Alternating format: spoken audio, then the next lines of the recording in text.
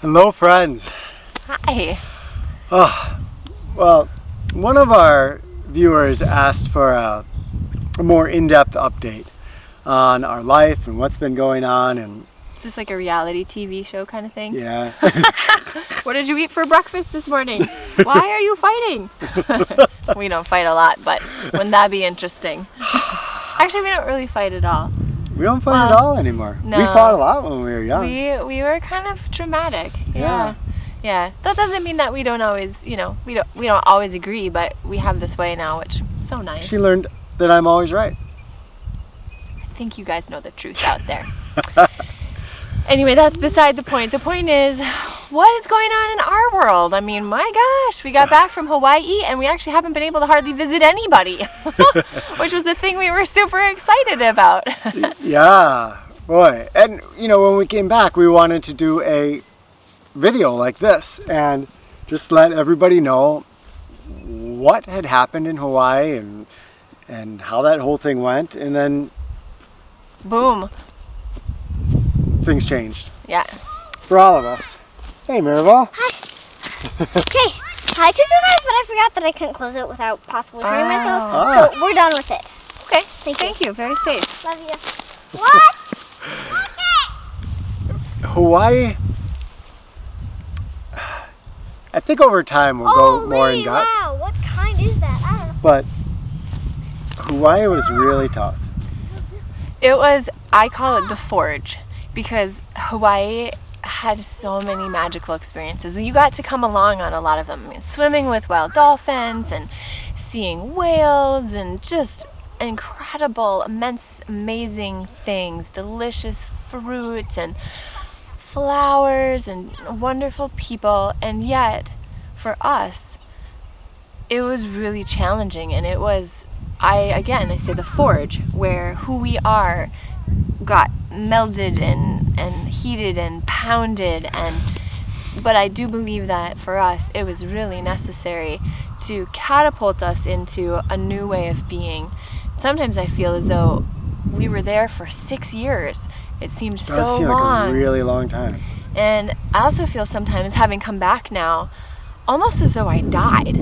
It's so different. I can't even put the two together, and then the neat thing is that everything that I see around me that I know, oak tree and dandelion, I know them, but now they're really tender to me. Like, I know them as though I was removed from everything, I might never come back, and now here I am, and I've been given this chance again to just really cherish everything. So that has been special. These milkweed fluffs and everything, even the color right now for us, it's not quite spring, everything's kind of that gray and brown and whatever, but it's beautiful. Really beautiful. There's more in it than I ever noticed before. It's nice. We're really happy to be back. As we looked at our Hawaii experience, we realized that what happened there is something that we've repeated numerous times in our lives. And that is that we have something in our mind that we want to shoot for. But along the way, we see people that are in need of help, and we redirect our energies to helping those people, and traditionally to our fault. Because it's our fault. Well, right, yes, we're responsible, but it becomes at our expense because we say, well, we're okay right now. We can choose to set aside that project, or we can choose to put aside our family time, or whatever, because this person that we care about needs us more. But I think that also that can come with some problems, because number one, sometimes people need support, yes, but they don't necessarily need to be saved. They might need to have their journey, have some struggles, and grow and learn from it. We don't need to help everybody all the time with every single thing, and that's hard for us as caring individuals. Yeah. And was I going to have a second point? Oh my gosh. We've helped people start Renaissance fairs, and we've helped people to switch their careers, and all these things where we love it because we love helping people, but we have done it so much that we've just, as you kind of said, given ourselves away. Yeah. So now we're back. Obviously, there's a lot of uncertainty about what the world holds at this point. Yeah. And that makes everything uncertain in our future as much as anybody else's. But we do feel like it's time that we learned our lesson, that we got to learn again in Hawaii, and that we really want at this point to nourish ourselves. There's a very wise friend we have who we're staying with right now who often reminds us that if we aren't nourishing ourselves, we're not going to have stuff to give to others. So we have to stop this cycle of giving so much of ourselves that we deplete ourselves completely and wear ourselves into the ground. Then we are of no help to anybody. Yeah. We've had obviously many conversations about what that might look like for us, and we've always had a few things that we really are called to. And again, those are the things that have been set aside many times. This is like a Bollywood movie you were saying? Shift from different place to different place. Yeah, we should change our outfits too. Yeah, dress a little different and some of that good music. And first it was wind, now the wind comes here again. And then it was a battery. Yeah, then the lighting. Oh, yeah, kind of bright. So they didn't get to see that one. It was too bright there. But. This is like a reality TV show. Where were we? We were talking about... Well, we were talking about how we have had a lot of discussions and a lot of time for discussions, as probably many of you also are doing. And we've decided that we really, this time around, in our next part of our adventure, would like to try to focus on the things that we really love. I want to break in and say that our YouTube channel is not going away. We really love our YouTube channel and all of you. So excited about it. So happy. And I think ReWild University, in some, as far as having a physical school, is going to remain. But that will become more clear as we share our thoughts and dreams with you here. So the two things that have become really clear to us, we feel, are that, first of all, we need to find a space that can really nurture us. Like right now, we're staying with wonderful friends and we have places available to stay. And it's weird because we don't really believe in owning land and that whole concept, and yet we find ourselves gravitating toward it in the sense that we want a place that we know we can put our roots down into, where we can plant trees and the girls can watch those trees grow, where we can start some permaculture gardens, where we can start bringing more and more wild edibles into a forest and field, and really creating a sanctuary that will be our soil, our water, our sunshine, so that we can best do our mission. We were talking about if our skills are little seeds, and this might be applicable to you, is if our skills are seeds, where we plant them is going to help them grow into a better, beautiful, flowering, fruiting body. And if we plant those seeds, or ourself as a seed, in an environment in which we are not nourished, we can't probably ever grow to our most fullest potential. So for us, that means finding a space. I like to think of it as the home base, because we still have a lot of exploring to do.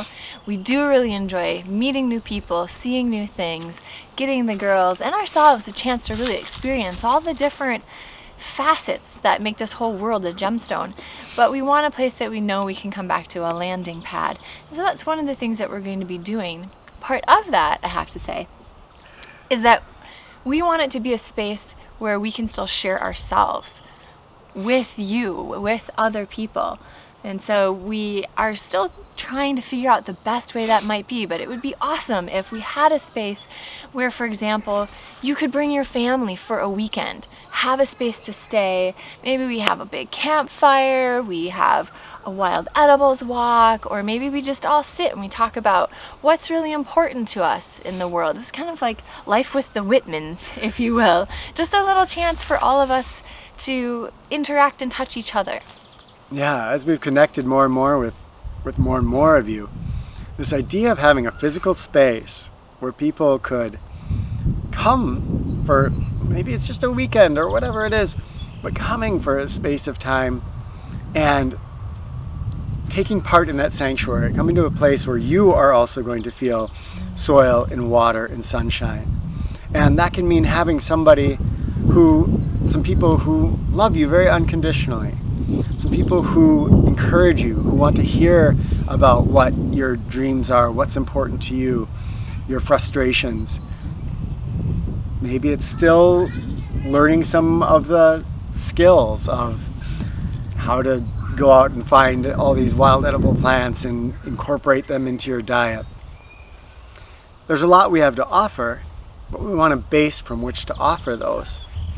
So, I mean, one concept that we've talked about is a bed and breakfast, not an Airbnb advertised out there, but a space, maybe a room or campsites or whatever it would be, that would just be open to friends and family, and your friends and family. So, and the people you know. So it'd be word of mouth and people being able to come again for a space of time and really get nourished. Kind of similar to those underground farm-to-table restaurants. Yeah, people do, where you kind of make a donation and then there's this beautiful feast and everybody gets together, but you kind of have to know about it. I think of it like that, a community of people, like-minded people getting together to just share with one another. And so that's one thing we're thinking of, and one thing we're going to put our energy toward is finding that space. That brings out some things that you might not know about us. For instance, we love to cook, and right, we're pretty good cooks. And so, you know, for you to come and then for us to be able to cook for you and create this space for you is very, very appealing. So that's what's in our mind as far as a space. And the other thing is more personal. We've mentioned it before, but we love writing. We love writing. All kinds of things, everything from nature memoir to philosophical to rewilding to futuristic, fantasy, sci-fi, young adult. We love writing, and that's a passion that we really want to put our energy back into. For just a brief kind of history, we have had close to successes before in our writing, but unfortunately that was back at a time when, self-publishing first took off, and every agent out there and every editor out there wanted someone who had a platform. And we were just beginning at that point in time when we had our first agent, and we didn't have enough of a platform. So we've built a platform, and we're hoping to be able to breathe not life, because there's already life into our works, but a physicality, so we can share them with you and others. And so that's another thing that we really, really, really want to give ourselves space and time for. So as we make our next moves in our life, we want to make space for those two things. We want to be able to search for this place and hopefully to find it sooner rather than later and start to unfold that dream of place.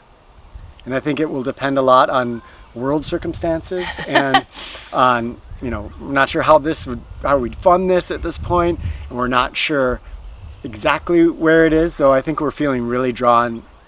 After we came back to Wisconsin, Minnesota, we're feeling very drawn to this area. It's a very familiar environment. That we're just so ingrained in.